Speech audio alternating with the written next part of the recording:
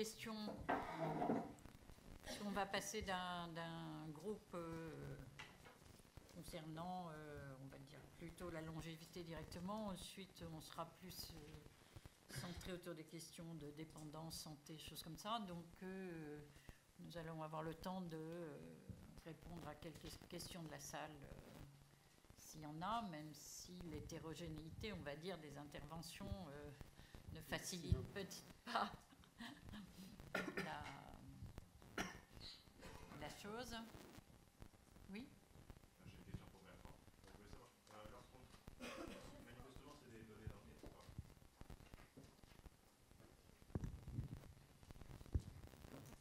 Manifestement, c'est des données d'enquête. Lorsqu'on demande aux gens combien est-ce qu'ils sont prêts à réduire leur consommation pour augmenter leur risque de survie, c'est toujours leur risque de survie aujourd'hui, ou est-ce qu'on peut considérer des risques de survie demain, après-demain, etc. J'imagine que là, il y a énormément de biais lorsqu'on a ce type d'enquête. Oui, alors pour les enquêtes, hein, j'avais fait la distinction entre les données fortuites et puis les données expérimentales. Donc je crois assez peu, vraiment très peu aux expérimentations, et également je crois assez peu à ce qu'on appelle les évaluations contingentes, où on pose des questions aux individus, on leur demande entre cette situation-ci et cette situation-là, laquelle préférez-vous? Parce qu'on leur demande de se mettre en situation, de répondre avec la plus grande sincérité possible, mais les enjeux étant nuls, on n'est pas tout à fait certain de la qualité des réponses. Alors les enquêtes dont il s'agit, hein, c'est extrêmement étroit, mais j'ai à peu près tout dit sur ce qu'il y avait à dire sur la question. C'est véritablement les travailleurs de l'industrie, des gens qui ont, étant donné leur formation, la possibilité de gagner un petit peu plus dans tel secteur ou dans tel type de poste, plutôt que dans tel autre, en prenant éventuellement plus de risques. C'est aussi fragile, aussi limité que ça. Mais ce sont les données où la mise en situation de choix est la plus vraisemblable.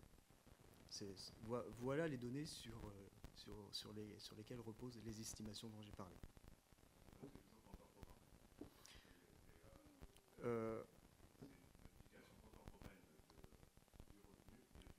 Oui, alors comme tu as pu le voir dans le schéma, au moins en principe, on peut mettre en regard une diminution de mortalité à un certain âge avec une diminution de revenus à un autre âge. C'est ce que j'ai fait dans le schéma.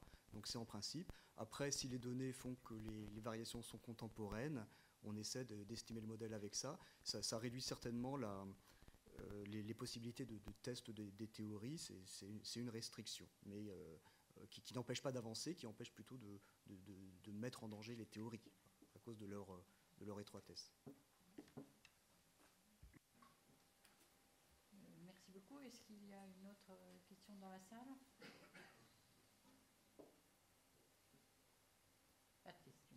Donc on va reprendre la deuxième partie de l'atelier avec Manuel Plisson qui va nous parler de demande d'assurance et de prix de la dépendance.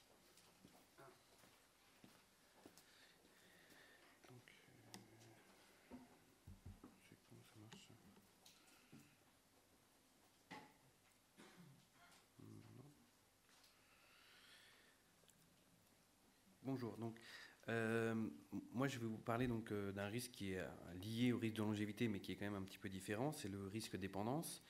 Je vais vous présenter donc un travail qui est en cours avec des chercheurs de l'Université Paris-Dauphine. Et dans ma présentation, je vais uniquement parler de la demande d'assurance et pas du prix de la dépendance. Donc ce travail s'inscrit tout à fait dans la lignée de ce qu'on a pu voir ce matin, avec notamment les présentations de Hippolyte Dalby sur en fait, l'énigme dont il a parlé ce matin, c'est-à-dire pourquoi en fait, les gens ne souscrivent pas davantage d'annuités. On retrouve en fait typiquement cette énigme sur la demande d'assurance dépendance, et ce qu'on essaye de faire, c'est de répondre d'un point de vue théorique à cette énigme. Donc cette énigme de l'assurance dépendance, comment la caractériser? Très rapidement, hein, la dépendance, c'est à peu près 1 million d'individus aujourd'hui en France. On va avoir une augmentation d'à peu près 50% d'ici 2040. Les aides publiques aujourd'hui sont insuffisantes, puisqu'elles sont entre 30 et 50% en fait, du reste à charge. Le reste à charge, c'est quand on prend en compte les revenus en fait, des personnes dépendantes, c'est-à-dire les retraites, le reste qui reste à financer. Donc on a un coût financier, un risque financier très élevé pour les personnes donc, qui sont à la retraite.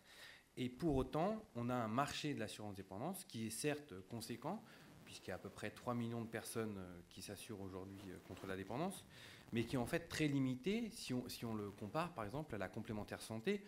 Sur la complémentaire santé, on a à peu près 86% des gens qui ont une complémentaire santé aujourd'hui en France. Sur la dépendance, c'est moins de 10% des gens de plus de 40 ans. Donc on a voulu essayer de comprendre cette énigme, d'autant qu'il y a une certaine actualité et il y a un projet de loi prévu pour le premier semestre 2011 sur la dépendance. L'idée ici, c'est de se dire si en fait, est-ce que le marché de l'assurance dépendance fonctionne correctement ? Si on a des réformes telles que proposées par exemple dans le projet, dans le rapport au Sodeborn sur l'assurance privée obligatoire, est-ce que le marché est suffisamment solide, est-ce qu'il marche suffisamment bien pour prendre en charge ce risque ? Donc, quand on s'intéresse aux raisons qui expliquent pourquoi le marché de l'assurance dépendance ne développe pas plus, on a plusieurs types d'explications, hein. Des explications qui relèvent de l'offre, d'autres de la demande et d'autres des asymétries d'information. Alors, quand on regarde rapidement la revue de littérature, quand on s'intéresse à l'offre, en fait, il y a un économiste américain qui s'appelle Cutler qui a expliqué en fait cette énigme de l'assurance dépendance en montrant que les produits proposés étaient incomplets, c'est-à-dire qu'ils ne prenaient pas en charge la totalité du risque, soit en fait parce que c'est des assurances remboursement mais qui sont plafonnées fortement comme aux États-Unis, soit parce que c'est des contrats forfaitaires tels que proposés en France. Des contrats forfaitaires, ça veut dire que c'est une rente, hein, typiquement comme les annuités, c'est-à-dire que quand on souscrit, en fait, en fonction de notre âge et du montant de rente qu'on veut avoir en dépendance, on paye une certaine prime. Cette explication est intéressante, mais elle n'explique pas totalement l'énigme de l'assurance dépendance, comme ont pu le montrer Finkelstein et McGarry, notamment sur le marché américain.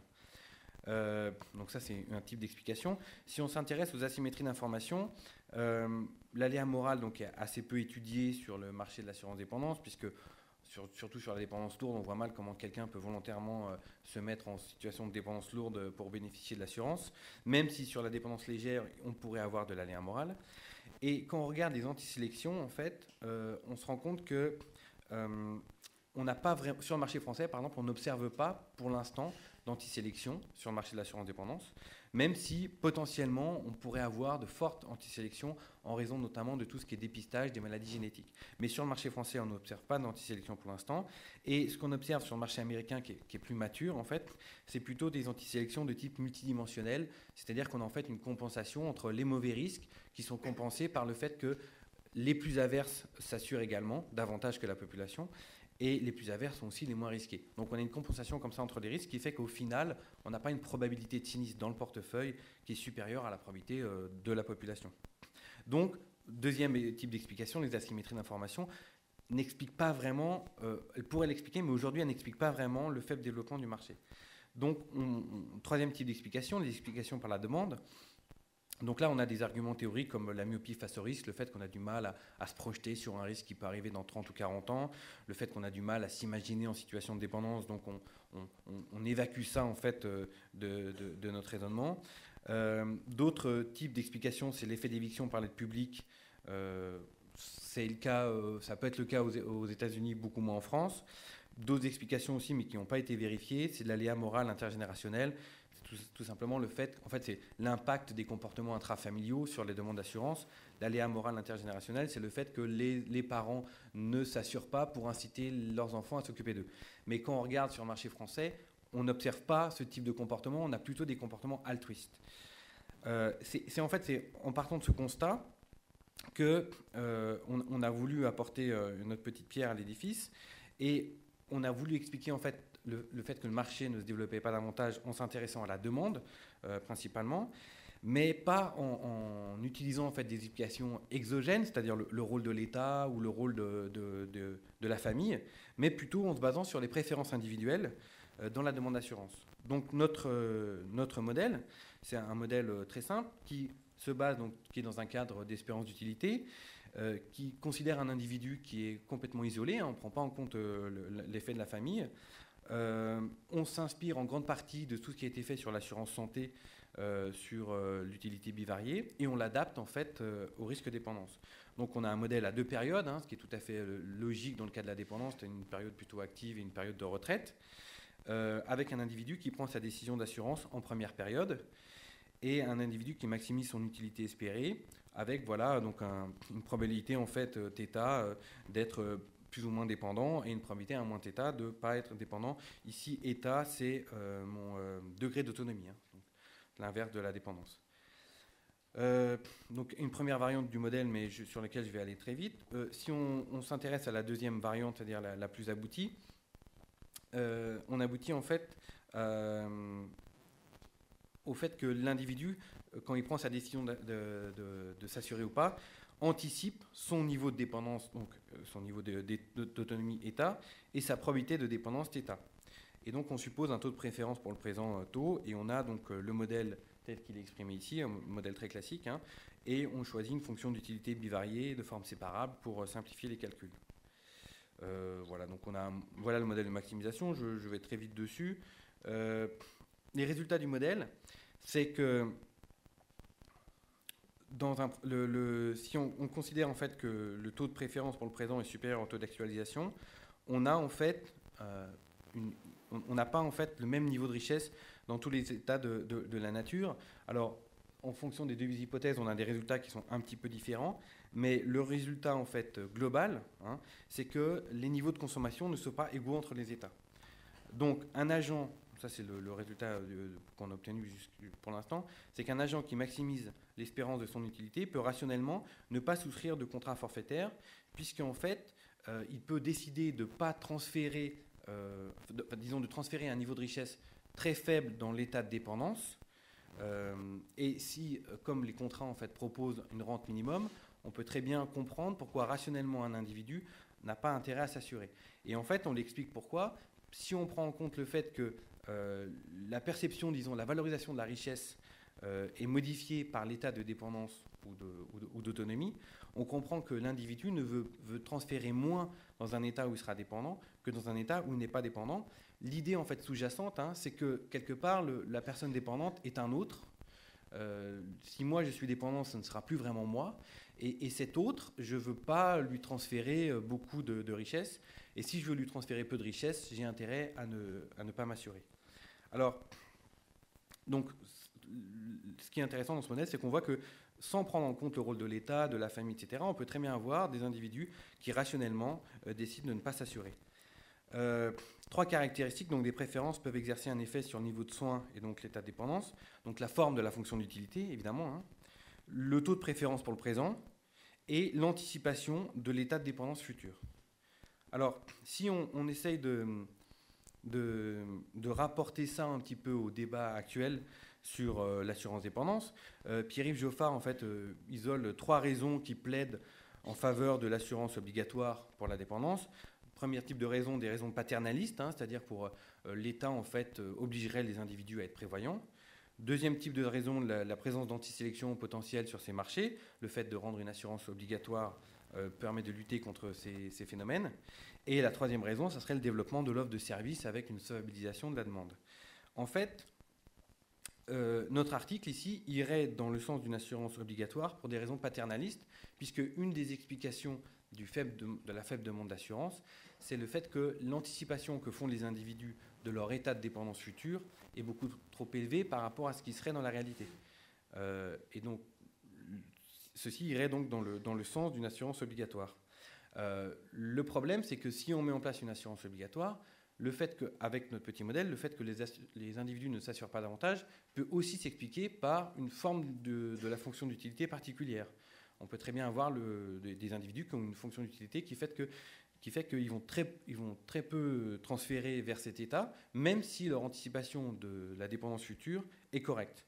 Donc, le fait d'avoir une assurance obligatoire peut poser problème, puisqu'en fait, on va obliger des individus, ça inclut, disons, une perte de liberté et des choix pour des individus qui auront des préférences particulières. Voilà. Merci.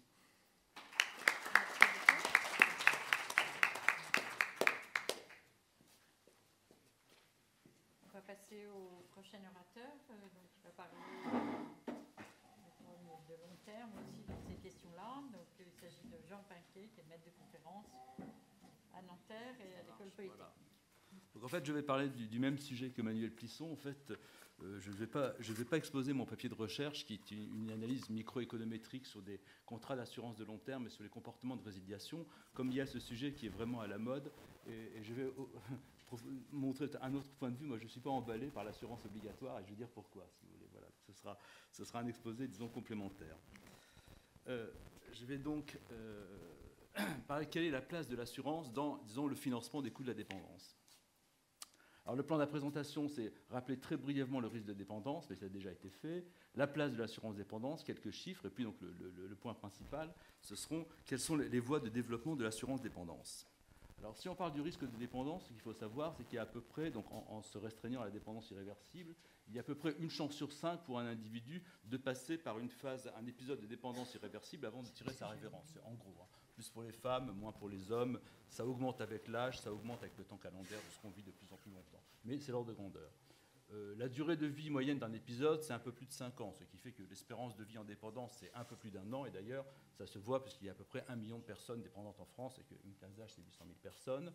Le coût total de la dépendance, alors là, je ne saurais pas vous dire exactement ce qu'il y a derrière le chiffre. Peut-être que ça inclut la dépendance partielle, monsieur Plisson va sûrement mieux savoir que moi. Enfin, on cite un peu plus de 20 milliards d'euros, donc c'est-à-dire un peu plus de 1% du PIB. Et ça va augmenter, bien entendu. Alors, la place de l'assurance dépendance, Manuel Plisson l'a dit, c'est à la fois beaucoup parce que le marché de l'assurance dépendance est le deuxième marché au monde après celui des États-Unis, mais c'est fort peu en termes de contribution au coût de la dépendance. Les chiffres donnés par la FFSA, c'est 400 millions d'euros de primes en 2009, 128 millions de prestations, donc ne croyez pas que les assureurs se gavent, en fait c'est parce que c'est un produit en capitalisation et qu'il est en phase de monter en régime, peut-être qu'il se gave, on en reparlera à la fin. Mais on voit bien que même dans une phase, si on restait à 400 millions d'euros de primes, et disons que si on arrivait si le système se stabilisait, la contribution, vous voyez, à 20 milliards serait très faible, quoi, de l'ordre de 2%. Bon. Alors, je vais parler donc des voies de développement de l'assurance dépendance. Donc l'argument fort, bien sûr, pour le développement de la dépendance, c'est ce que Philippe Trainard appelait le dernier hold-up des baby-boomers, c'est-à-dire il faut que la génération du baby-boom autofinance plus le coût de sa dépendance. Et ça, je pense que ça peut faire consensus, mais ça fait même, j'imagine, sûrement consensus. Mais ce qu'on doit en déduire pour l'assurance et le développement de l'assurance, c'est peut-être pas forcément, disons, de l'ordre du consensus. Alors, par exemple, si on regarde ce qui se fait, donc, ce qui est proposé, on peut faire de l'obligation d'assurance, on peut faire de la préconisation, je parlerai de l'expérience singapourienne, et on peut faire, bien sûr, des incitations. Vous avez encore permis d'être un peu libéral.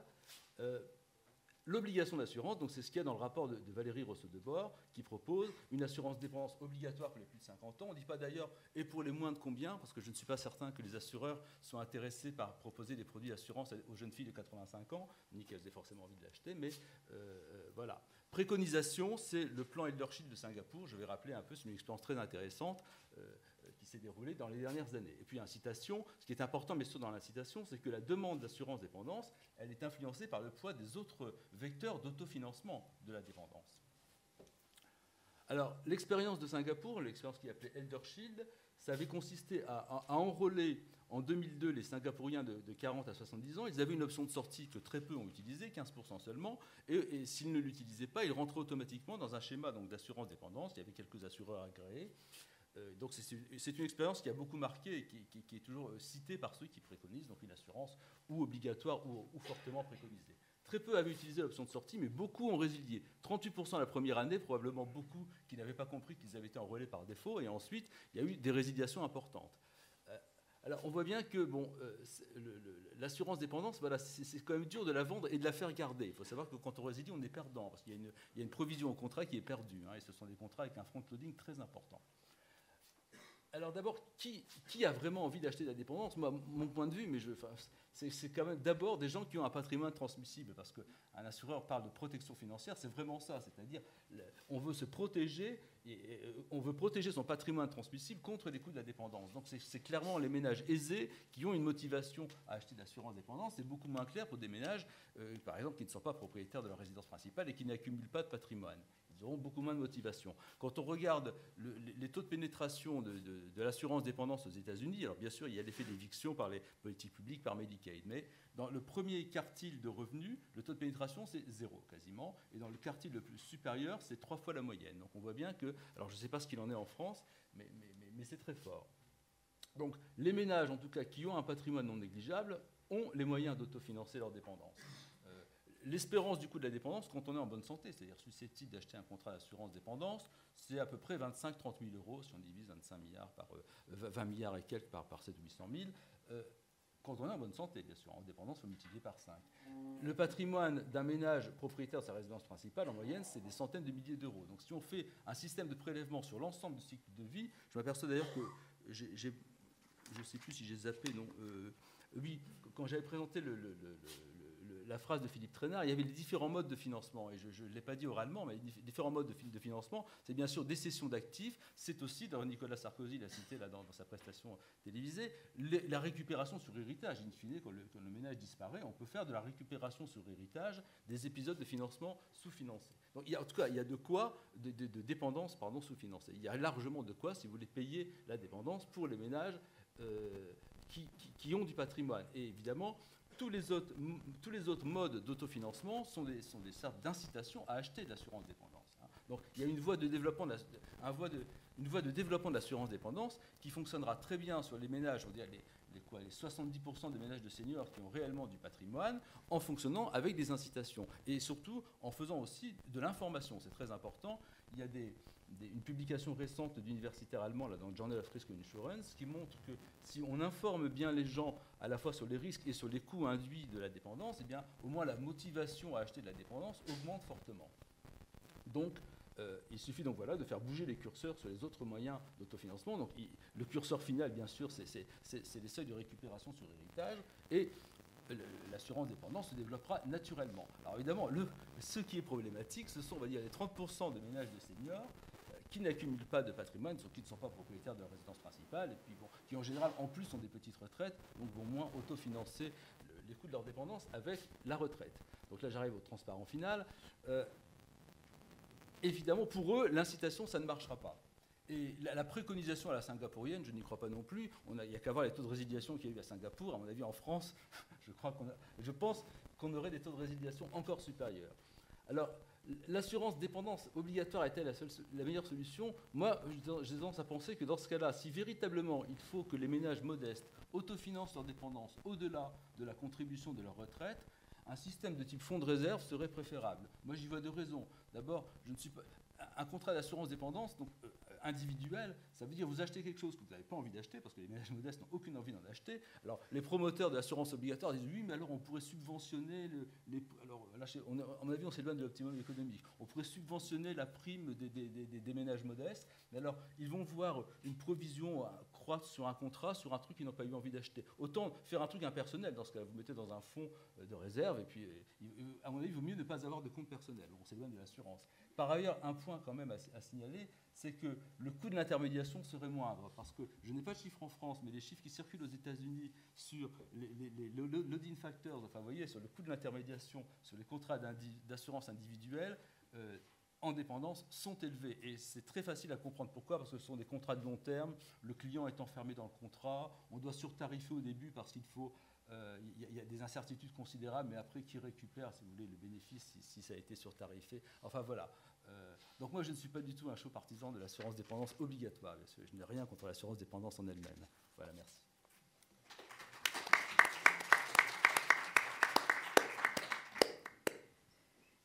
Ben, peut-être avant d'amorcer un débat, donc on va entendre Sébastien Noué, toujours sur cette question de perception du risque de dépendance, et dans le cas de la France plus particulièrement.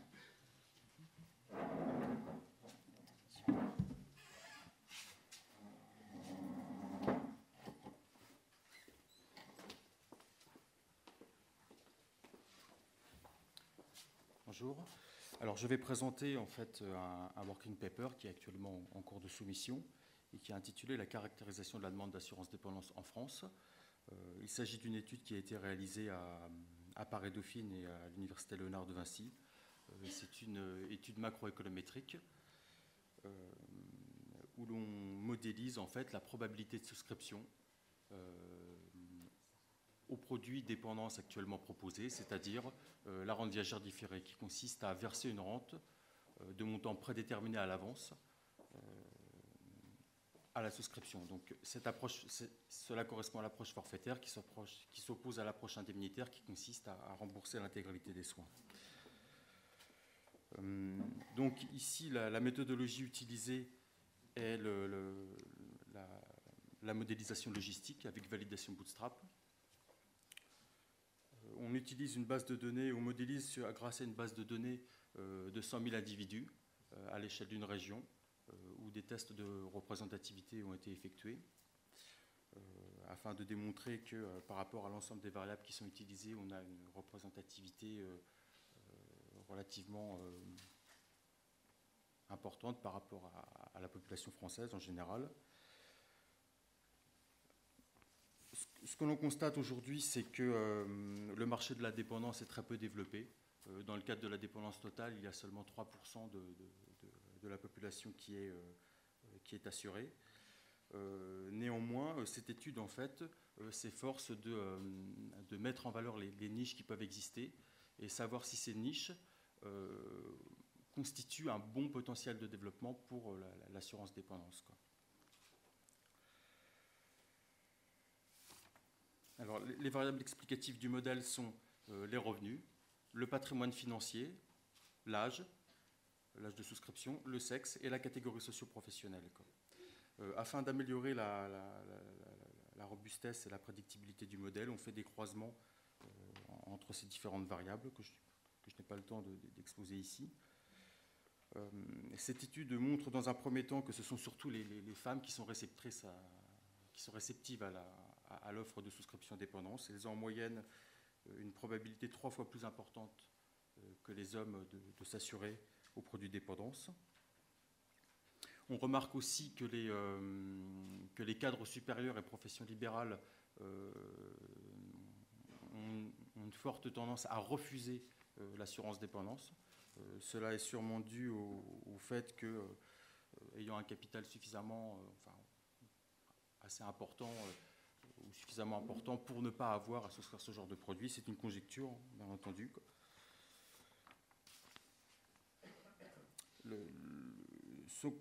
Donc les tendances générales qui se dégagent de cette étude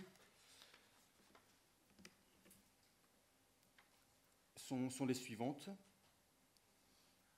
Ce sont surtout les femmes qui vivent seules qui sont réceptives à l'offre de souscription dépendance. Donc ce sont celles qui sont le plus exposées au risque. Ce sont les femmes qui n'ont pas fait beaucoup d'études supérieures, c'est-à-dire les employés, les ouvriers, les agriculteurs. Les femmes qui ont un âge avancé, donc celles qui sont le plus proches de la survenance éventuelle du risque. Cela montre aussi que le prix n'est pas un obstacle à la souscription. Alors à noter que la survenance de la dépendance n'est pas obligatoire, donc on souscrit, donc c'est un produit à fond perdu, donc c'est ça qui peut expliquer aussi la réticence de la population en général actuellement à souscrire à ce genre de produit. Et on note aussi que les femmes qui ont accumulé une épargne de précaution tout au long de leur vie et qui font partie justement de ces classes populaires entre guillemets ont une appétence pour ce produit dépendance, sûrement parce qu'il s'agit en fait de ne pas dilapider le capital en vue de transmettre celui-ci à leurs enfants, quoi. Au final, cette étude montre que il y a un bon potentiel de développement du marché de la dépendance en France, car les profils sensibles dégagés deviendront proportionnellement plus importants dans les décennies à venir, compte tenu de l'évolution de la démographie.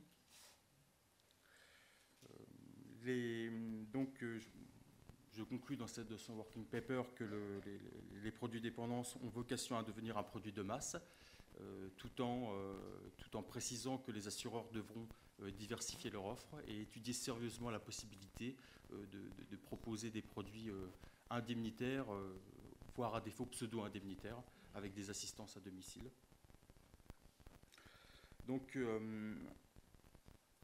En parallèle de cet aspect, de ces interprétations sociologiques, ce modèle microéconométrique appliqué à l'assurance est aussi un outil d'aide à la décision pour les assureurs qui pourront l'appliquer en fait à leur propre portefeuille pour essayer d'affiner, d'élaborer au mieux leur politique commerciale. Aussi, derrière cette étude se cache le problème qui n'a pas été abordé dans ce working paper du partage public-privé du marché de la dépendance. Alors aujourd'hui, on constate que donc là je dépasse un petit peu le cadre, mais on constate que les séries de coûts de la prise en charge de la dépendance ne sont pas stables au cours du temps. Donc ça veut dire qu'aujourd'hui, les assureurs ne sont pas capables en fait de prévoir combien coûtera la prise en charge d'une personne dépendante dans 20 ans ou dans 35 ans. Bon, étant donné qu'on a affaire à un risque long, c'est pour cela que dans cette étude, en fait, le produit proposé, le produit étudié est le seul produit proposé aujourd'hui, c'est-à-dire le produit forfaitaire avec une rente de montant prédéterminé à l'avance. Mais disons que tant que les séries de coûts ne se stabiliseront pas, il sera difficile pour les assureurs de proposer un produit purement indemnitaire. Donc à défaut, pour s'adapter et pour développer d'autant plus, pour avoir d'autant plus de chances de développer leur portefeuille, ils devront proposer des produits pseudo-indemnitaires.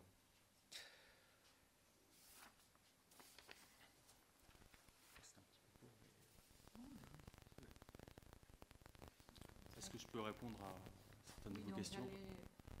Excusez-moi, mais de manière générale, avant de passer la parole à Brigitte Dormont, je pense qu'on vient d'avoir 3 exposés sur la dépendance d'une manière ou d'une autre, et donc je propose qu'on aborde le débat sur ce point, alors directement avec l'orateur ou avec les autres intervenants dans cette direction. Ah, j'ai oublié de mettre ça. Pardon, j'avais juste un petit complément par rapport à la présentation de M. Pinquet. En fait, quand on parle du coût de la dépendance, on parle de 1% du PIB. C'est les dépenses publiques de dépendance, 1% du PIB, le 21,5 milliards d'euros. Quand on prend en compte le reste à charge payé par les familles ou l'aide informelle monétisée, on arrive très facilement à 2% du PIB. Ça, c'était juste un point, parce que souvent on parle d'1%, mais c'est uniquement les dépenses publiques, APA plus sécurité sociale. Et par rapport au fait que la dépendance, l'assurance dépendance est souscrite par les plus aisés, alors ça c'est un phénomène qu'on observe aux États-Unis. C'est vrai que la plupart des travaux économétriques ont eu lieu aux États-Unis sur ce sujet, mais en fait ça s'explique parce que l'effet d'éviction est beaucoup plus fort aux États-Unis, puisque en fait on prend en compte la prestation versée par l'assureur, on la prend en compte dans le revenu qui permet d'être éligible ou non au système public Medicaid. Alors qu'en France, on n'a pas ce système-là, on a un système complémentaire, c'est-à-dire que ce que vous recevez de l'assureur ne va pas conditionner le fait de toucher ou pas l'APA. Et sur les études qu'on a pu faire en France sur des données d'entreprise, mais on reboucle aussi avec Cher là-dessus, c'est que c'est plutôt les classes moyennes en fait qui s'assurent contre la dépendance en France. Les plus pauvres en fait n'ont pas assez de ressources et ont d'autres chats à fouetter. Les plus riches s'auto-assurent contre la dépendance via des contrats d'assurance vie. Et c'est vraiment la classe moyenne qui, elle, aura une retraite pas très élevée, donc elle ne pourra pas, avec sa retraite, payer sa dépendance, et elle n'a pas suffisamment de capital, en fait, pour faire face aux potentielles dépenses. Oui. Excusez-moi, sur le débat entre assurance obligatoire ou assurance non obligatoire de la dépendance, il ne faut pas se tromper. Il y a des tas de dépenses obligatoires, soit par la loi, soit par des règles contractuelles, soit par l'usage, mais qui donnent l'occasion de créer des marchés et d'organiser de la concurrence. Donc une dépense soit obligatoire en soi et pas quelque chose qui serait dommageable. L'assurance automobile, elle est obligatoire de par la loi, sinon personne ne s'assurerait. C'est comme ça, il y avait le débat dans les années 50 sur le sujet, donc c'est obligatoire de par la loi, c'est pourtant pas un impôt. Pourquoi? Parce que le marché est organisé avec un certain niveau de concurrence. Et je crois que dans l'assurance dépendance, il y a aussi cette dimension-là. L'assurance multirisque habitation, elle est obligatoire par les règles contractuelles, parce que c'est comme ça. Dans les règles contractuelles, si vous avez un bâtiment, vous êtes obligé de vous assurer. Sauf si vous êtes complètement isolé au milieu d'une montagne, les propriétaires du bien et du champ autour. Bon, et c'est assez très diffusé. Dans le cas de l'assurance santé, ce n'est pas obligatoire, mais ce n'est pas vraiment une assurance, c'est de la gestion de trésorerie.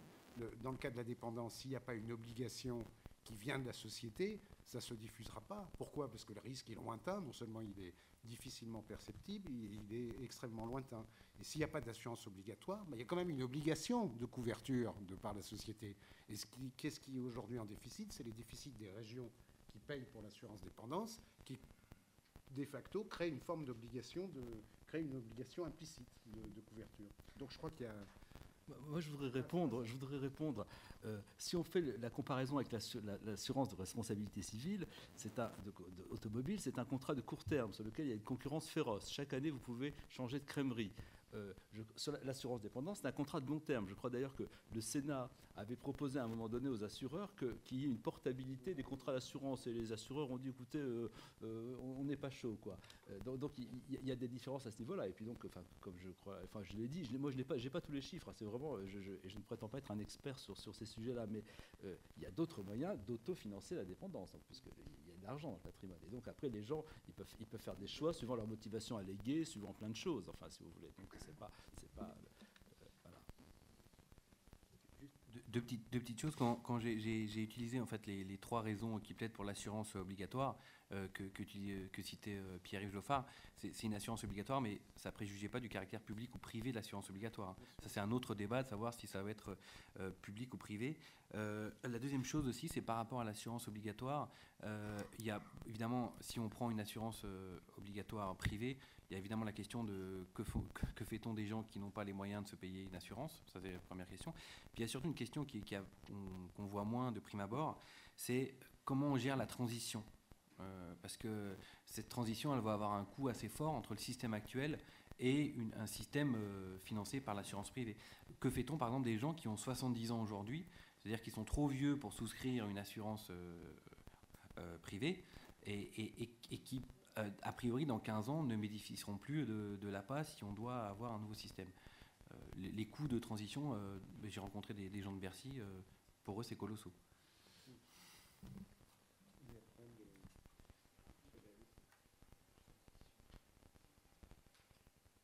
Est-ce qu'il y a d'autres questions sur ce sujet? Oui, s'il vous plaît. Par rapport à la présentation de Sébastien, je me demandais si vous aviez des informations sur les couples, et notamment sur les différences d'âge au sein du couple, parce que je me dis que ça, c'est une information importante quant à la probabilité de se retrouver seul, et à la volonté de souscrire ce type d'assurance. Vous faites vraiment la distinction peut-être entre les femmes seules et les femmes mariées, mais je me dis qu'une femme seule, avec un monsieur très âgé, pourrait une forme de se retrouver seul. En fait, on n'avait pas accès à... Micro. On avait surtout accès à l'information en ce qui concerne l'assuré. Après, l'âge du conjoint n'était pas dans la... Si je peux, parce que comme j'ai participé aussi à ce papier, les données qu'on a sont des données d'assureurs. Donc elles sont assez imparfaites sur les aspects famille, enfin très imparfaites même sur les aspects famille, etc. C'est là où en fait les études américaines sont plus fines parce qu'ils partent de données d'assureurs, mais ils font des enquêtes sur ces assurés pour avoir des informations justement sur la famille, sur le nombre d'enfants, sur le couple, etc. Nous, c'est vrai que sur ce point-là, les données qu'on a sont assez frustrantes. L'avantage qu'on a, c'est qu'on a des données, on a des aspects financiers qu'on ne trouve pas, par exemple, on a le patrimoine financier et c'est une variable qui est difficile à obtenir en ce qui concerne, dans les études type INSEE, on ne trouve généralement pas cette variable. Donc il y a des avantages et des inconvénients liés au fait que ce soit des données d'entreprise. Sur Cher, par exemple, les données financières, c'est du déclaratif. Alors que là, on est sûr d'observer les données financières en dur quoi, dans notre portefeuille. Mais donc les données américaines, elles n'ont pas ces enquêtes américaines, elles n'ont pas les patrimoines financiers?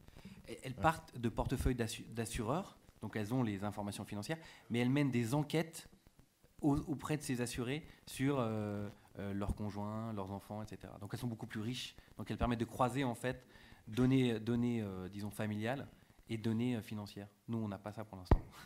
L'avantage qu'on avait quand même, c'était qu'on avait une banque qui, elle, connaissait ses assurés et qui connaissait exactement le niveau de patrimoine financier. C'était un des avantages d'avoir un banque assureur qui avait une filiale assurance. Donc on pouvait avoir une information cohérente en fait. Oui, sur ce point, je voudrais reposer une question qui est en particulier de quelle manière on doit faire évoluer la collecte d'informations pour contribuer à raffiner un petit peu les analyses des risques, soit des portefeuilles d'assurés, soit quand on voit l'importance du statut marital, quand on voit l'importance, on va même dire simplement du nombre d'années d'études, du nombre d'enfants, des choses comme ça, on fait des informations assez simples à recueillir, mais qui ne sont pas présentes, empêchent beaucoup de pouvoir raffiner pas mal d'informations. Donc nous, dans les tests qu'on a essayé de faire, même avec les données INSEE, évidemment, beaucoup de choses sont très peu renseignées. Et en fait, on sait déjà qu'ils jouent un rôle vraiment déterminant. Et il y a vraiment une réflexion aussi à avoir sur les bases de données à construire, tout en respectant toutes les règles qui conviennent, mais qui vont être des outils absolument indispensables pour raffiner l'analyse de ce qu'on fait, etc. Donc nous, on a essayé plutôt de le regarder du point de vue finance-assurance, c'est-à-dire comment, dans les expériences qui ont pu avoir lieu, il y a des essais de constituer des indices de mortalité qui puissent contribuer à standardiser un petit peu une idée de titrisation alors du risque des assureurs, de ceux qui portent toute l'incertitude sur la mortalité réelle. Donc là aussi, la question de qu'est-ce qu'on sait des données, qu'est-ce qu'on récolte et quelle information on peut avoir, à la fois sur le plan national et sur le plan individuel, est un enjeu très important, mais qui, si il est réfléchi, peut vraiment contribuer à améliorer il y a une vue plus différenciée du risque que ce que révèle le risque global. Évidemment, du point de vue macro, cette vision globale est importante, mais dans les faits, la pratique doit permettre de s'affiner à des coûts qui, à la fois, donc c'est un problème général, et comme on a aussi les moyens donc, de représenter, de simuler de manière plus fine, il y a aussi cette opportunité, cette expérience à essayer de construire de manière, on va dire, robuste, avec de nombreux problèmes statistiques, mais qui me semble être une voie assez indispensable à associer parallèlement à toutes les questions très complexes qu'on a pu évoquer. Sur le plan purement de la dépendance, sur lequel on a mis un accent plus précisément maintenant, est-ce qu'il y a encore une question? Et ensuite on passera, oui, une ou deux. Il y a plusieurs questions, donc oui. Le ministre allemand de Santé a déclaré il y a 15 jours que le gouvernement allemand souhaite passer à un régime obligatoire et avec assurance privée. Donc ça fera quand même un grand pavé dans l'Europe. Hein, notre voisin, s'il passe à ce système, influencera certainement l'évolution dans toute l'Europe. Qu'est-ce que vous en pensez de tout ça?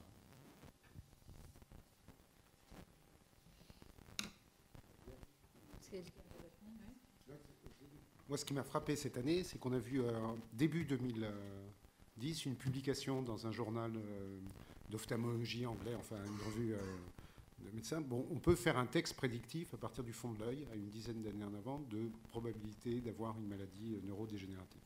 Et puis la semaine dernière, a été publié, il y a eu une conférence à San Diego, et a été publié dans je ne sais plus quelle revue, mais enfin un article sur, avec un scanner du cerveau, et en analysant des modifications de zones, on peut aussi avoir une prédiction très avancée de l'Alzheimer, là, pour le coup, d'une des formes de l'Alzheimer. Donc on est au bord, mais vraiment au bord, d'avoir des tests prédictifs.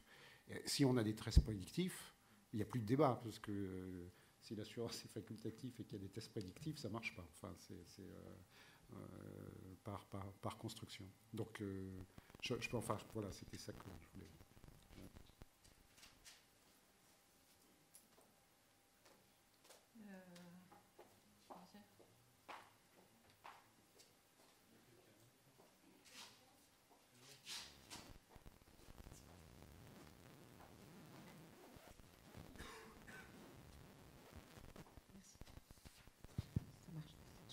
je pense qu'il est difficile de regarder la demande d'assurance dépendance de manière isolée. Je pense qu'il faut quand même prendre en compte les autres éléments qui composent le patrimoine, qui composent le portefeuille des ménages. Dans le cas de la France, différentes données d'enquête que nous avons. Donc, je pense plus précisément aux données d'enquête de l'INSEE, les enquêtes patrimoine, donc dans lesquelles on a énormément d'éléments à la fois concernant les caractéristiques individuelles, mais également familiales. Donc à la fois donc, sur l'âge, le genre, les CSP, les différents secteurs d'activité, les différentes catégories d'actifs qui composent le portefeuille des ménages en France, donc à la fois en actifs risqués, en actifs non risqués, mais également différents éléments sur le type de contrat d'assurance. Donc on a de l'information à la fois sur l'assurance vie en cas de vie, mais également l'assurance décès. Et il y a vraiment ce qu'on a pu observer, donc différents travaux qui ont été réalisés sur les déterminants d'assurance, donc d'assurance en général, hein, sans regarder spécifiquement l'assurance dépendance. Bien déjà, donc, en traitant de l'assurance vie, que ce soit en cas de vie ou en cas de décès, donc on a pu observer que les différentes catégories d'actifs qui étaient détenus dans le portefeuille des ménages permettaient d'arbitrer différemment en matière de choix, de décision d'acquérir des contrats d'assurance vie, que ce soit encore une fois d'assurance vie en cas de vie ou d'assurance décès. Le fait d'avoir de l'immobilier, ça n'a pas impacté de la même manière. Le fait d'avoir des actions, des obligations dans son portefeuille n'impactera pas de la même manière. Et en matière d'assurance vie, ce qu'on a pu montrer, c'est qu'il y avait un accroissement de la dotation d'assurance vie avec l'âge, là pour tout type de ménage, plus particulièrement pour les catégories plutôt pour les indépendants, plutôt que pour les salariés par exemple du secteur public, pour les employés du public. Donc un accroissement de l'assurance vie avec l'âge.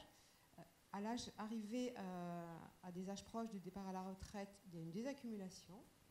Et autre résultat assez surprenant, c'est quand on arrive à des âges plus élevés, donc 70-75 ans, donc là on a de nouveau une assez forte accumulation en assurance vie. Donc là on pourrait interpréter de la manière, ce qui est un peu dit, c'est que ça serait un produit de substitution, enfin un produit qui pourrait davantage se rapprocher d'un contrat d'assurance dépendance.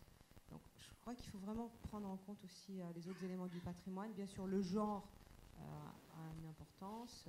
Encore une fois, toutes les différentes variables, différents déterminants que vous avez cités, mais je crois qu'encore plus, les autres catégories d'actifs permettent aussi, en tout cas, de comprendre le comportement de détention des ménages en matière d'assurance. Merci beaucoup. Il y a encore une question devant. Ce sera la dernière avant de... Pardon ? Ah oui. Bon, donc, l'avant-dernière. Donc, je vais me limiter à une question. Je pourrais en avoir des dizaines. Enfin, ce que j'ai noté des interventions et dont je vous remercie, c'est que quelque part, il y a peut-être bien un produit d'assurance dépendance pour chacune des catégories de population. Aussi bien pour celles qui ont un patrimoine élevé que pour les dames âgées qui sont de milieux modestes, qui ont accumulé une épargne tout au long de leur vie et qui n'hésitent pas devant le prix de l'assurance dépendance et qui l'achètent quand même. Alors, j'ai quand même beaucoup de questionnements par rapport à la formation du prix de l'assurance dépendance et par rapport à la façon dont on va l'imputer et dont on va l'imputer aux assurés que nous sommes tous potentiellement. Alors, le premier questionnement, il a été évoqué, c'est qu'en fait, du caractère longitudinal du risque, on a une assez forte méconnaissance sur la façon dont le risque va se dérouler dans le temps et surtout sur la façon dont il va évoluer. Et actuellement, les produits individuels d'assurance dépendance, c'est des produits qui restent chers et pas seulement à cause des chargements de distribution et de gestion, mais également à cause d'une information encore très incomplète que l'on a sur le risque. Et il serait d'ailleurs amusant de croiser une hypothèse que prennent régulièrement les tarificateurs ou les assureurs en assurance dépendance, qui est que lorsque l'on souscrit en couple, on a une ristourne de moins 10%, avec les travaux de M. Bensoussan, qui montrent bien une mortalité différenciée entre les personnes qui vivent seules ou les personnes qui vivent en couple. Donc, gros questionnement sur le prix. Et ce questionnement sur le prix a un impact sur la forme des contrats d'assurance. C'est-à-dire que si, et j'en ai déjà parlé hier, si il se trouvait, on n'en est pas très loin, qu'on trouve un remède à la maladie d'Alzheimer, on fait tomber 40% du risque sur GIR1 et GIR2. Donc on change totalement on change totalement la nature du risque, on en change totalement le prix. Et donc l'évolutivité du risque doit avoir comme contrepartie des clauses de participation aux bénéfices pour les assurés. Parce que les assureurs ne se font pas faute d'avoir une clause de révision du tarif à peu près ad libitum. Et la contrepartie devrait être des clauses de participation aux bénéfices qui, pour l'instant, sont plutôt rares sur le sujet et sont d'ailleurs extrêmement difficiles à calculer. Deux remarques complémentaires sur le prix. Je pense que le contexte Solvency II va poser un sérieux problème par rapport au prix de l'assurance dépendance, puisque c'est un risque qui va mobiliser des fonds propres de façon importante, ne fût-ce que par les calculs de marge de solvabilité en contexte Solvency I et probablement plus encore en contexte Solvency II. Alors, dernière réflexion sur le prix, j'en resterai là. On a parlé, je pense on a surtout parlé d'assurance individuelle. Mais l'alternative sur l'assurance collective peut être une alternative forte qui mixte des approches à la fois obligatoires et facultatives. Et sur lequel les incitations d'éductibilité sociale qui est prévue par la loi Fillon, etc., peuvent jouer. Mais là encore, je pense que les assureurs ont énormément de travail à faire sur la formulation du contrat. Mais l'assurance collective peut tout à fait être un moyen de baisser le prix de l'accès à l'assurance dépendance, de même que ça a été le cas en santé. Et il y aura également d'autres parallèles à faire entre le prix d'une assurance individuelle santé et d'une assurance individuelle dépendance. Actuellement, une assurance individuelle santé n'a quasiment plus aucun intérêt, puisque c'est une gestion de trésorerie, mais qui maintenant est chargée à 20% en frais de gestion, plus 9,6% en taxes, donc est chargée à 30%. Une assurance individuelle en santé n'a quasiment plus aucun intérêt. L'assurance complémentaire santé, le pronostic, c'est qu'elle survive par l'assurance collective, puisque du fait du partage entre part patronale et part salariale, et l'attachement des partenaires sociaux à cette assurance-là, elle survivra par la collective. Donc, à mon avis, sur la dépendance, il y a vraiment une voie à explorer, qui est celui de la collective. Oui, donc, oui, il y a encore une autre question, mais bon, peut-être qu'on la prend, peut-être elle recoupe une partie, puis à ce moment-là, donc vous gardez bien en mémoire. Bon, en fait, elle est complémentaire de l'intervention d'avant. Il faut savoir qu'aujourd'hui, en France, il y a un autre type d'assurance dépendance qui existe dans les mutuelles de la fonction publique, dans la plupart d'entre elles, qui existe depuis 1996, donc qui est un petit peu plus récente que les formules individuelles qui ont été lancées par une institution de prévoyance en 1985, mais qui aujourd'hui constitue le plus gros du marché en France, en tout cas en nombre de personnes. Parce que les mutuelles de la fonction publique couvrent aujourd'hui 3 millions de fonctionnaires, alors que les contrats d'assurance classiques n'en couvrent que 2,5 millions. Donc le gros aujourd'hui de la population est couvert par ces garanties qui sont des garanties en inclusion, qui sont des garanties statutaires, c'est-à-dire que l'adhésion à la mutuelle permet à la personne adhérente de bénéficier immédiatement de la couverture dépendance. Alors c'est une couverture dépendance sous forme de rente viagère, mais en plus elle est très souvent accompagnée d'actions sociales qui permettent d'ajuster tous les ans, d'avoir des services qui sont vraiment ajustés au cas particulier tous les ans. Voilà. Donc ça, personne n'en parle, mais je pense qu'il fallait vous préciser ce point-là. Merci beaucoup de cette information complémentaire. Donc, je vous propose que vous répondiez. Juste pour répondre donc à vos différentes questions, sur les différents produits en fonction des catégories de population, tout à fait d'accord avec vous. C'est vrai qu'aujourd'hui, l'assurance en rente concerne en fait qu'un type de population. On pourrait imaginer par exemple le fait qu'on ait une assurance quand on est déjà dépendant, c'est-à-dire une personne qui a un petit capital pourrait arriver avec son petit capital et s'assurer non pas contre le fait de devenir dépendant, mais contre la durée en dépendance. Ça, c'est des produits qu'on n'observe pas aujourd'hui. Pareil pour le viager, c'est-à-dire on peut avoir des gens qui sont une catégorie de la population avec des très faibles revenus, mais un immobilier assez conséquent.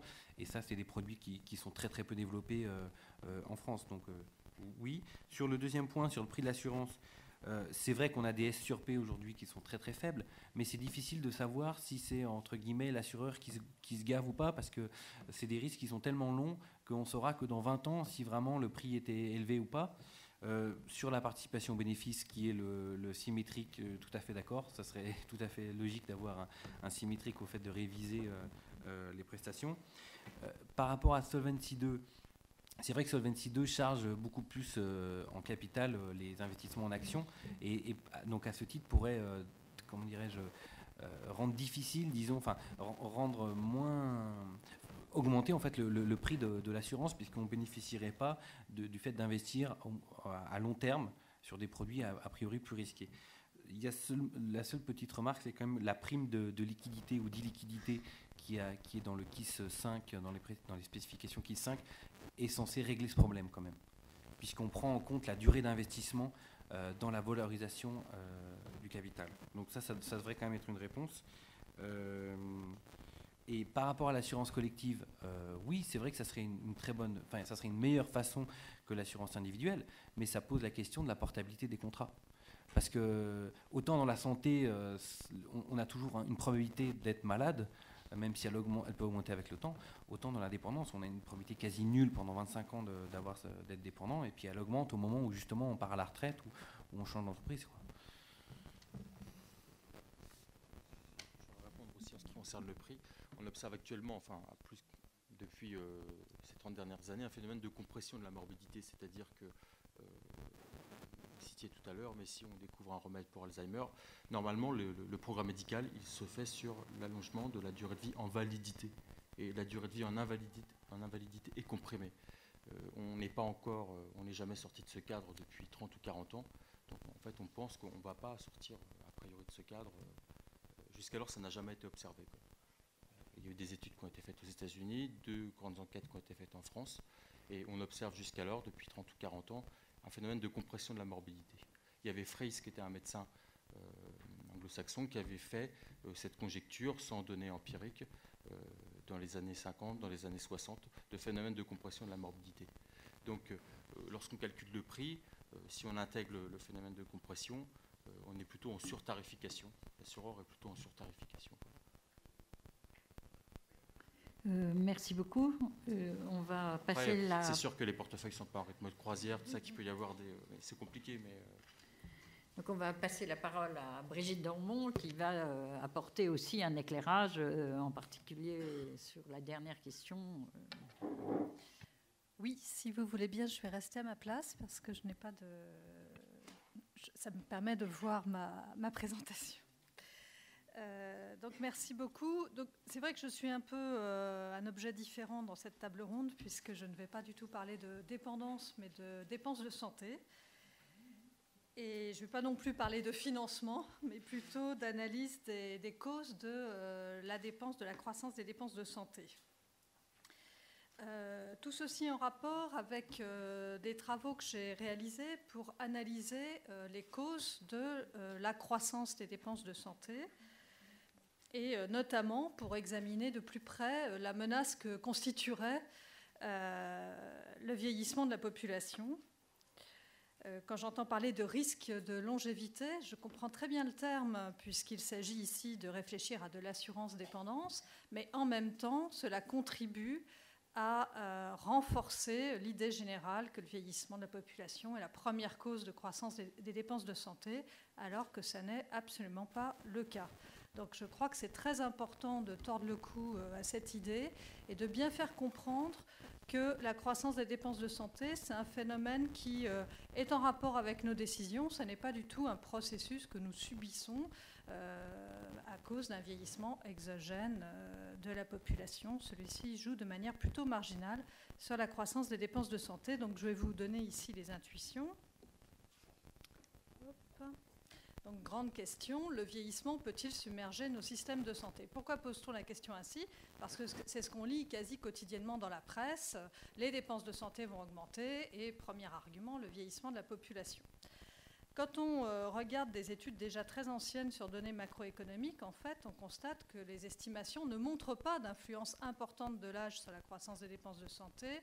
Il y a souvent une influence significative, mais extrêmement faible par rapport à d'autres facteurs. Et quand on regarde les prévisions réalisées par des organismes comme l'OCDE, et puis j'ai contribué à un travail avec des collègues de l'OCDE pour faire des prévisions de ce type sur des équations macroéconomiques, on voit qu'on prévoit, prenons par exemple l'Europe des 15, qui est les chiffres que j'ai retenus ici, on prévoit une forte augmentation des dépenses de santé, de la part des dépenses de santé dans le PIB pour l'Europe des 15 à l'horizon 2050, donc il passerait de 7,7% en 2005 à 12,8% en 2050. Et dans cette augmentation de 5 points, seulement 0,6 points serait dû au changement démographique tout compris, c'est-à-dire y compris la croissance de la taille de la population et pas seulement les effets de changement de structure liés au vieillissement. Donc ceci donne un premier cadrage qui montre que les ordres de grandeur ne sont pas ceux que l'intuition commune a en tête, c'est-à-dire que le vieillissement joue certes dans la croissance des dépenses de santé, mais de manière relativement marginale par rapport à d'autres facteurs. Alors comment peut-on avoir l'intuition des mécanismes en jeu? Donc ici, je donne une petite illustration pour bien faire comprendre ce qui se passe. Donc le raisonnement standard, et ce que tout le monde a dans sa tête, c'est le rapprochement de ces deux courbes. Donc ici, ce sont des données pour la France, mais on a exactement les mêmes éléments pour d'autres pays développés. Donc à gauche, nous avons le vieillissement de la population, donc qui est souvent mesuré par la croissance de la part de la population âgée de plus d'un âge défini par convention. Donc ici, c'est la croissance des plus de 65 ans, de la proportion des plus de 65 ans de la population française prévue par l'OCDE à l'horizon 2050. Donc on croise ce vieillissement qui est prévu avec ce que nous avons sur la courbe de droite, la courbe rouge, donc qui nous donne en moyenne individuelle la dépense de santé par individu en fonction de son âge. Et donc ici, on observe quelque chose dont nous avons tous l'expérience, qui est que pour un individu, les dépenses de santé croissent lorsqu'il vieillit. Il dépense plus à 40 ans qu'à 20 ans, à 60 ans, à 70 ans, il dépense plus qu'à 50 ans, etc. Donc nous dépensons plus lorsque nous vieillissons et par extension, on en tire la conclusion que comme la population vieillit, il y aura une croissance des dépenses de santé liée à ce phénomène. Donc ce raisonnement est juste, évidemment, mais il est extrêmement partiel. Il néglige le phénomène principal à l'origine de la croissance des dépenses de santé, et donc il se centre sur un facteur qui joue finalement assez peu. Donc la principale course de croissance des dépenses de santé, c'est celle-là. Et ici, je reprends en fait le graphique que j'ai à droite, mais pour 2 années différentes. Donc ici, on a le profil, on a un phénomène qui n'est absolument pas démographique. À aucun moment, je ne prends en compte la taille de la population, la structure par âge de la population. Ce sont des moyennes individuelles de dépenses de santé par âge qu'on observe ici en 92 pour la courbe du dessous, la courbe bleue, et en 2000 pour la courbe rouge. Donc ce que nous observons, c'est qu'à tout âge, il y a un déplacement vers le haut de ces dépenses de santé par âge. Et ce phénomène est beaucoup plus... Alors c'est là l'accent que je voudrais mettre, donc par rapport même à toutes les réflexions sur la dépendance. Ce phénomène de croissance des dépenses de santé est beaucoup plus massif et beaucoup plus violent que le glissement de la proportion de personnes âgées dans la population. C'est-à-dire qu'ici, nous avons en 8 ans des évolutions d'environ 50% pour les tranches d'âge à partir de 50 ans. Hein, c'est-à-dire 50% d'augmentation des dépenses en 8 ans. Ce qui n'est rien comparé au glissement de la proportion de personnes âgées de plus de 65 ans sur la même période, qui est de moins de 2 points. Donc c'est pour cela que le vieillissement ne constitue qu'une cause relativement mineure, parce que le vieillissement de la population, c'est un phénomène qui est relativement lent, comparé à la croissance des dépenses de santé à âge donné. Alors maintenant, il faut interpréter ce glissement vers le haut du profil de dépenses par âge. Donc, on a évidemment en tête deux éléments explicatifs possibles. Une modification de l'état de santé à âge, donc à âge donné. Donc on parle de morbidité pour parler des maladies. Donc on pourrait penser que la morbidité aurait augmenté entre 92 et 2000. Mais comme l'a dit justement mon voisin, on a beaucoup d'éléments maintenant qui conduisent à supposer qu'on a plutôt une amélioration de la morbidité à âge donné, du moins dans des pays comme les États-Unis ou la France ou la Suisse. Là, il y a des éléments assez forts là-dessus. Un autre phénomène pouvant expliquer ce glissement vers le haut serait un changement des pratiques médicales à âge et morbidité donnée. C'est-à-dire qu'un diabétique qui a 50 ans en 2000 serait soigné avec des soins beaucoup plus coûteux en 2000 qu'un diabétique de 50 ans en 92. Donc ce que nous avons essayé de faire donc, dans une étude de microsimulation sur données individuelles, c'est de quantifier ces effets changement de morbidité et ces effets changement de pratique médicale pour essayer de comprendre ce qu'il y a derrière ce glissement du profil des dépenses par âge. Donc il s'agissait d'une analyse rétrospective pour la France sur les années 92-2000. Donc je suis en train de travailler sur des données beaucoup plus nombreuses pour réactualiser cette étude.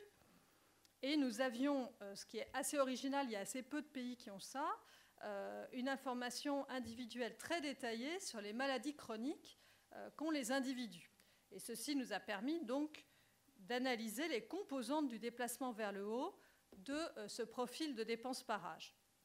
Donc ici, ça devient un petit peu technique, mais disons que ce que nous avons ici en données observées, c'est je vais le mettre là. La courbe bleue, donc c'est ce que nous observons en 92, c'est ce que je vous ai déjà montré. La courbe en tiret rose, c'est ce que nous observons en 2000. Et les deux courbes qui sont micro-simulées, c'est les courbes rouges et vertes. Donc la courbe rouge, qu'est-ce que c'est? C'est les dépenses de santé des individus de 1992 avec leur maladie de 1992. Et c'est les dépenses qu'ils auraient faites s'ils avaient été soignés avec les pratiques de l'année 2000. Donc on prend la même population, les mêmes maladies, on utilise uniquement les dépenses de santé qu'on a quand on est diabétique en 2000 pour l'appliquer aux individus de 92. Et donc on voit que la totalité du déplacement des dépenses individuelles de santé est due uniquement au changement de pratique à âge et à maladie donnée. Après, nous avons intégré les changements de morbidité, donc le fait que la proportion de diabétiques a pu changer entre 92 et 2000, que la proportion de malades cardiaques aussi, la proportion de personnes ayant des problèmes respiratoires, etc. Nous avions un vecteur de 20 maladies chroniques que nous pouvions prendre en compte. Donc quand on intègre ces changements de morbidité, on obtient la courbe verte qui montre un léger freinage des dépenses de santé entre donc 92 et 2000. Donc effectivement, au total, sauf pour les gens de 70 ans et plus, nous avons une amélioration de la morbidité qui a contribué à un léger ralentissement de la croissance des dépenses de santé. Donc ceci porte sur des phénomènes non démographiques. Nous expliquons uniquement les composantes du déplacement vers le haut du profil des dépenses par âge. Et ici, nous voyons donc que la totalité est due au changement de pratique à âge et à maladie donnée. Après, pour comprendre les éléments de la croissance des dépenses de santé entre 92 et 2000, nous devons intégrer la dimension démographique et donc la taille de la population française et sa structure par âge. Donc c'est ce que nous faisons en aval des microsimulations. Nous intégrons donc les variations de la population pour comprendre pourquoi les dépenses de santé ont pu augmenter de 54% entre 92 et 2000. Et donc, nous avons cette variation totale de 54% qui se décompose dans les trois chiffres que vous avez en rouge. Nous avons plus 6 points seulement dus au changement démographique, dont seulement 3 points dus au vieillissement proprement dit, c'est-à-dire au changement de la structure par âge de la population. L'évolution de la morbidité contribue à un ralentissement de la croissance pour une valeur de moins 10 points. et la totalité est due au changement de pratique à âge et morbidité donnés. Donc au total, qu'en est-il du rôle du vieillissement de la population? Nous avons seulement plus 3 points sur 54 points d'augmentation, et même, on pourrait en débattre, mais on pourrait dire qu'il faut agréger l'évolution due au changement de la morbidité et l'évolution due au changement au vieillissement. Donc à ce moment-là, on aurait un élément négatif, on pourrait presque dire que la population rajeunit, puisque son amélioration de santé dépasse largement l'effet vieillissement. Donc là, c'est ce que je viens de commenter. Donc quel est l'enjeu de ce résultat, dire les changements de pratique expliquent l'essentiel de la progression des dépenses et le vieillissement joue assez peu. À mon avis, un enjeu très important par rapport en fait, à la tonalité générale de ces journées, c'est bien d'intégrer que la croissance des dépenses, en tout cas pour les dépenses de santé, ça n'est pas un phénomène exogène à contrôler. C'est bien nous, notre action qui consiste à mettre en œuvre des innovations médicales, à les rembourser et à les financer, qui conduit à cette croissance des dépenses de santé. Donc il n'y a pas d'avalanche qui va submerger le système. Donc maintenant, si on essaye de comprendre ce qu'il y a derrière ces changements de pratique, il faut entrer un peu dans le détail de la dynamique du progrès médical. Donc tout ce qu'on vient de dire, qu'il est à l'origine de la hausse des coûts de la santé, heurte un petit peu le sens commun de l'économiste pour lequel le progrès technique est à la source de gains de productivité. Donc en réalité, il y a 2 mécanismes sous l'innovation médicale. Il y a un mécanisme de substitution d'une nouvelle procédure à une précédente, avec en général un gain d'efficacité, que ce soit sous la forme d'une baisse du coût ou d'une amélioration de la performance sanitaire. Et il y a un autre phénomène qui vient en aval de la substitution, qui est le phénomène de diffusion de l'innovation, qui est parce que cette innovation permet des soins plus performants à moindre coût et avec une meilleure sécurité, donc ça dépend des innovations dont on parle, eh bien cette innovation se diffuse très largement auprès d'un ensemble de patients beaucoup plus large que ceux qui étaient concernés par la technologie précédente. Et plusieurs études ont montré que la croissance des coûts était due uniquement à cette phase de diffusion des innovations. Donc on peut prendre plusieurs exemples pour les maladies cardiaques qu'on invoque souvent parce qu'il s'agit de la première cause de mortalité. Eh bien, on a un exemple très spectaculaire avec le pontage et l'angioplastie. L'angioplastie pouvait se substituer dans certains cas au pontage, mais surtout, elle s'est diffusée à la quasi-totalité des personnes connaissant une crise cardiaque. Et maintenant, on l'utilise à titre préventif pour un certain nombre de personnes. Donc c'est cette diffusion très large d'une technologie certes beaucoup moins coûteuse que le pontage qui a conduit à une explosion des coûts de la santé pour le traitement des maladies cardiaques par exemple. Donc on a beaucoup d'autres exemples autour de la chirurgie de la cataracte, on a la même chose, la prothèse de hanche, la chirurgie du genou, etc.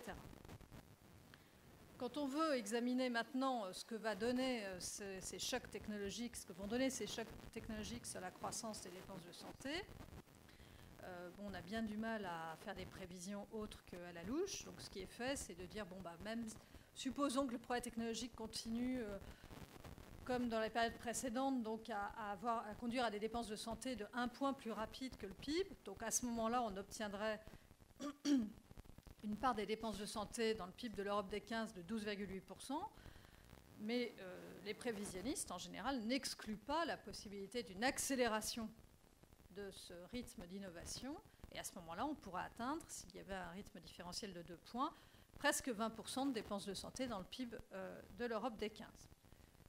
Alors la question qu'on peut se poser, c'est est-ce qu'une telle croissance est soutenable? Donc une petite remarque en passant, c'est des chiffres et des rythmes qui sont sans commune mesure avec les problèmes qu'on se pose sur les retraites et les problèmes qu'on se pose sur la dépendance.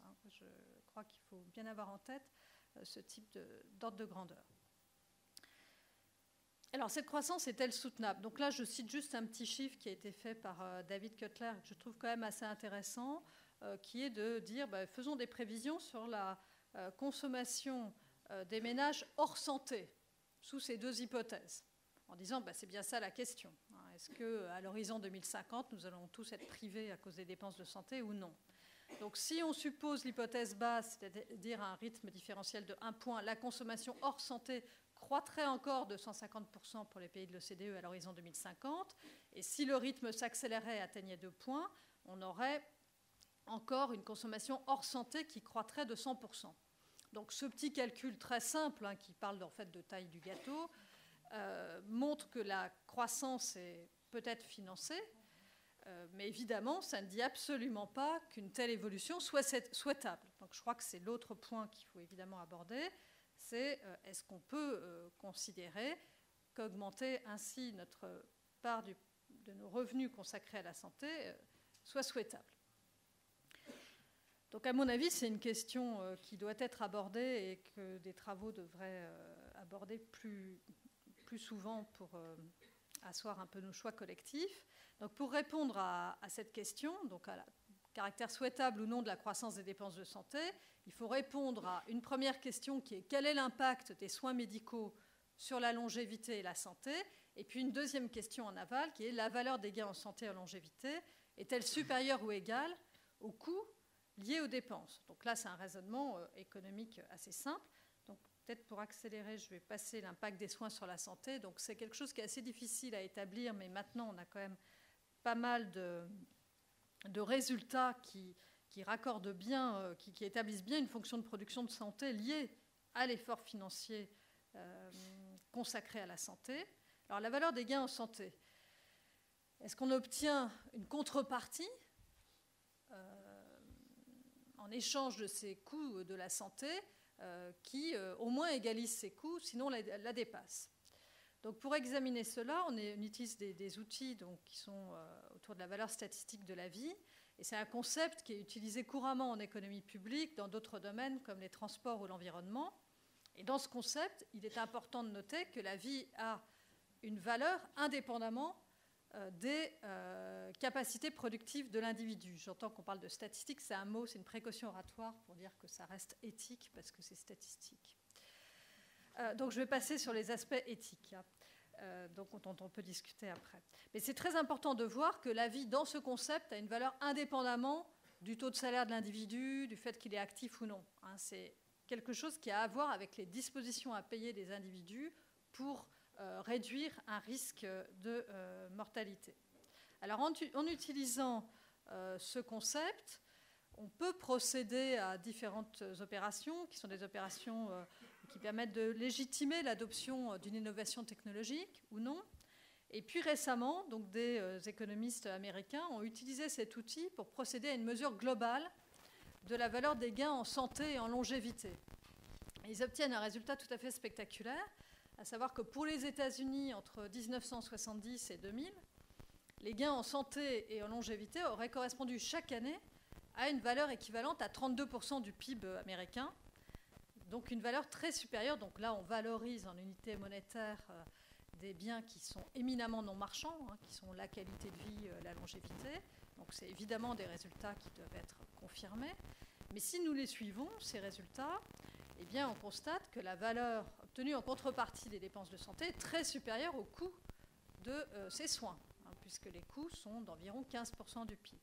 Et ceci pourrait signifier, si on croyait à ces résultats, que les Américains ne dépensent pas assez pour leur santé, compte tenu de leurs préférences, telles qu'on les mesure à travers cette valeur statistique de la vie. Donc voilà mes conclusions. Je résume ces différents éléments. Le moteur de la croissance des dépenses de santé n'est pas le vieillissement principal, n'est pas le vieillissement de la population. Cette croissance s'explique par la diffusion des innovations médicales. Plus de biens sont disponibles et consommés. Et la diffusion des nouvelles technologies a entraîné de la valeur grâce aux gains en longévité en santé. Et cette valeur dépasse largement le coût des soins. Voilà, donc je vous remercie.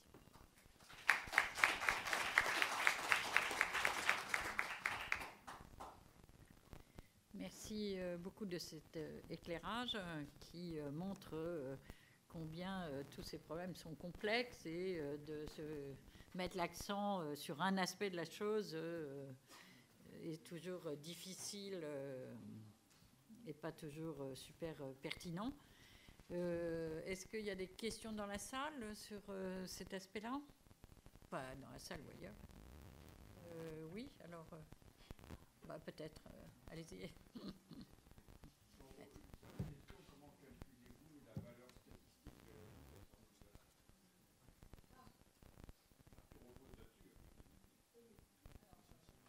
D'abord, ce n'est pas moi qui la calcule. Là, je cite des travaux, et c'était juste un exemple. Hein. Je sais bien qu'il existe beaucoup de valeurs différentes. Je suis d'accord que c'est un point tout à fait essentiel pour la conclusion, qui est très déterminant pour la conclusion. Il y a énormément de travaux sur ces questions. À l'origine, donc, on valorisait la vie en fonction des capacités productives de l'individu. Ensuite, on a essayé de faire de l'inférence statistique en regardant les primes sur le marché du travail pour des travaux dangereux qui impliquaient des risques pour la santé ou des risques de décès pour les travailleurs. Et on regardait la prime salariale associée à ce surcroît de risques. Et maintenant, l'essentiel des évaluations porte sur des enquêtes d'évaluation contingente où en fait on pose aux individus des questions reposant sur des scénarios hypothétiques. On leur demande, par exemple, sur des histoires d'environnement, hein, il y a un exemple qui était coût de la pollution et valeur de la vie pour les individus pour éviter la pollution. On explique aux individus, vous vivez à tel endroit, chaque année, il y a 10 personnes qui meurent à cause de la pollution atmosphérique. Donc vous-même, vous avez un risque de temps de mourir. Et nous vous proposons de déménager et d'aller dans telle ville où le risque est nul, mais les loyers sont 15% plus élevés. Est-ce que vous acceptez de déménager ? Et donc, en fonction de la réponse des personnes, on fait un balayage, on ajuste le surcoût associé au loyer. Si les gens disent « Ah non, non, je ne déménage pas », on leur dit bah, « Vous pouvez aller là, où ça sera 10% plus cher ». Et donc, ceci permet d'évaluer la disposition à payer pour vivre, pour éviter un risque de décès. Et à partir de cela, on fait de l'inférence sur la valeur de la vie. Alors, il y a beaucoup d'autres. Moi, personnellement, donc, on a commencé dans le cadre de la chaire santé on essaye de reproduire ce résultat pour la France. On essaye d'examiner la valeur obtenue en termes de santé associée aux dépenses de santé pour la France. Et donc, nous avons commencé par faire une enquête d'évaluation contingente auprès d'un échantillon représentatif de Français pour savoir la valeur qu'ils étaient prêts à payer pour la santé. Et donc, on a une méthode un petit peu différente, mais on demande aux gens très précisément quels ennuis de santé ils ont, et on a un échantillon qui surreprésente les plus de 50 ans. Et après, on leur demande... on leur dit, mais si vous pouviez, donc vous êtes diabétique, on leur fait énumérer très clairement les ennuis dans leur vie qui sont causés par ce diabète. On leur dit, mais si vous pouviez être en parfaite santé, est-ce que vous seriez prêt à, par exemple, à accepter une baisse de votre revenu en échange de quoi vous seriez en parfaite santé ?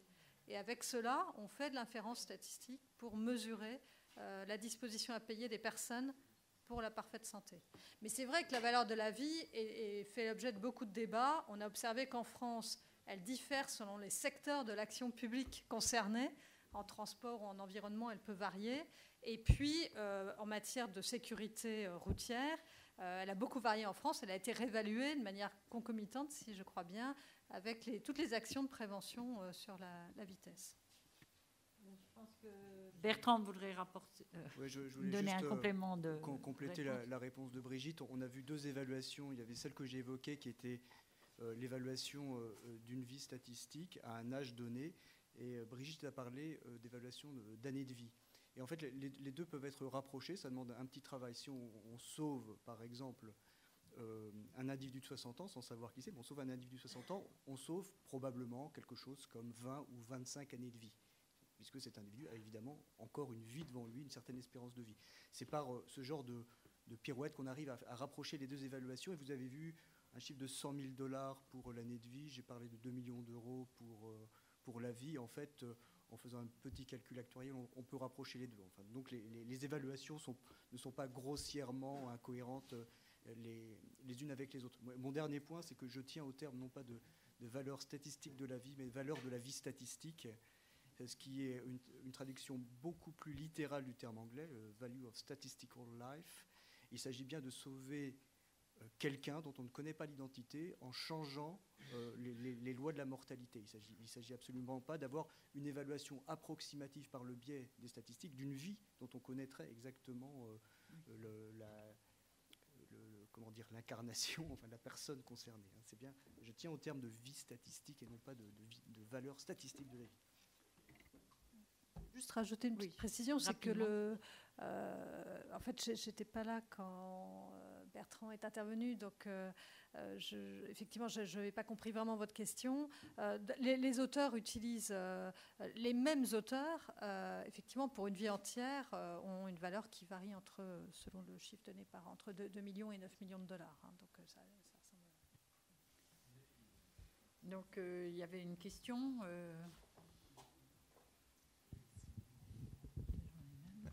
Je voudrais revenir sur l'argument de la diffusion des innovations médicales. Alors, on comprend bien que ça peut faire augmenter l'espérance de vie, mais ça devrait aussi réduire la dispersion des âges au décès. Et ça, on ne l'observe pas. Désolé Sébastien, contrairement à ce que vous avez dit tout à l'heure, mais l'hypothèse de Fries, elle est vraiment invalidée, et on continue à avoir une dispersion relativement constante des âges au décès si on prend toute la population. Donc, je me demandais comment est-ce que vous pourriez réconcilier votre hypothèse avec ce fait-là.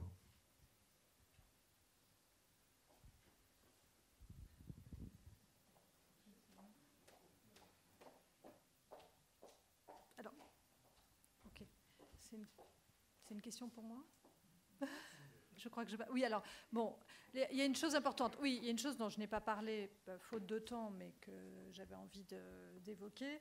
Hein, c'est en retour l'effet du progrès technique sur les gains en santé. Dans l'évaluation que j'ai donnée de microsimulation, on suppose que c'est une évaluation rétrospective, donc on peut prendre en compte ce qui s'est passé effectivement et qui a été observé sur la population. Alors, en matière de prospective, ce qui est compliqué, c'est d'évaluer l'effet du progrès technique sur la santé. Et après, l'effet de ces gains en santé sur la longévité, effectivement. Et je parlerai même pas, enfin même sans parler de dispersion, hein, on peut parler de rallongement de la vie ou de gains en longévité.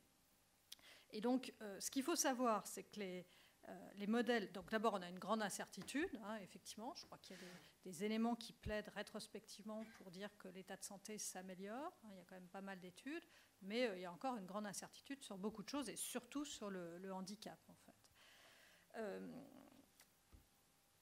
Le progrès technique peut-il alléger les dépenses de santé? Alors, les modèles de prévision macroéconomique qui sont utilisés par l'OCDE, par l'Union européenne, en fait, sont très mauvais sur ce point-là parce qu'ils font une hypothèse, ils intègrent les prévisions en matière de taille de la population et de structure par âge de la population de manière séparée, et après ils font des variantes sur, admettons que l'état de santé soit bon ou pas bon. Ils font des variantes là-dessus. Alors ce qu'il faut pour la prospective, c'est intégrer le fait que des gains sur l'état de santé vont modifier de manière endogène la taille de la population. Et donc là, à ma connaissance, c'est seulement un modèle de microsimulation qui a été mis au point par la RAND qui fait cet exercice-là. C'est-à-dire qui intègre dans un modèle de chaîne de Markov l'effet potentiel de gains sur la santé, sur la taille de la population.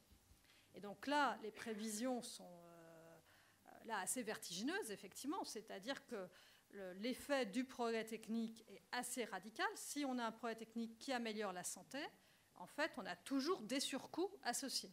C'est-à-dire même si on fait des économies sur les soins médicaux grâce à l'amélioration de la santé pour le problème traité par l'innovation, en fait, ces économies sont largement compensées et dépassées par le fait que les personnes vivent plus longtemps et donc consomment des soins sur une période plus longue. Donc en fait, les progrès techniques tendent à augmenter les dépenses de santé, et même ils montrent que les dépenses de santé augmentent d'autant plus que l'innovation est performante. C'est-à-dire plus on a des gains en santé, pire c'est en matière de dépenses.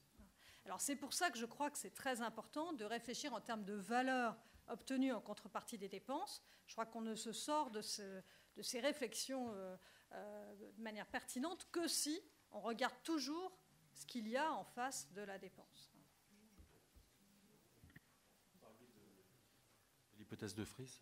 Alors, la santé et la dépendance, ce n'est pas tout à fait la même chose, mais les études sur l'hypothèse de Fries, c'est la conjecture du phénomène de compression.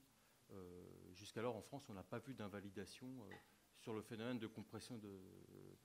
Mais alors après, sur la santé, c'est pas tout à fait la même chose, parce que la santé et la dépendance, c'est pas tout à fait les mêmes concepts. Alors, ça dépend de quelle hypothèse on parle. Après, il y a d'autres. Je ne connais pas toutes les hypothèses de Fries, mais celle sur la compression de la morbidité, on voit des fluctuations à des moments donnés dans le temps au niveau de la santé publique, mais il y a quand même une tendance qui est respectée quand on se positionne avec des fenêtres de 10-15 ans.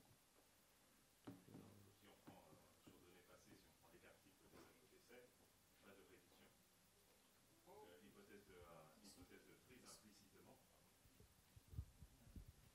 L'hypothèse de Fries, elle irait, on devrait converger vers une situation où tout le monde meurt au même âge. D'accord ? On devrait avoir une réduction des écarts types des âges au décès. Actuellement, on voit un phénomène d'orthogonalisation de la mortalité. Donc, une des hypothèses de Fries, c'est de dire que les rythmes des gains de l'espérance de vie en validité évoluent plus vite que les rythmes des gains de l'espérance de vie dans la population générale. Enfin, c'est une des hypothèses. Après, il a écrit pas mal de choses. Mais jusqu'alors, on n'a pas vu de véritable remise en question. On voit à un moment donné des fluctuations, des écartements, mais il n'y a pas pour l'instant de remise en question, que ce soit aux États-Unis ou en Europe. Mais alors après, je répète, il y a d'autres études qui ont été menées par Fritz. Je ne sais pas. Oui. Ok, je propose qu'on en reste là sur cet aspect parce qu'on a atteint juste l'heure. Donc, merci aux intervenants. Et puis, il est clair qu'il reste beaucoup de choses à faire dans ce domaine. Donc,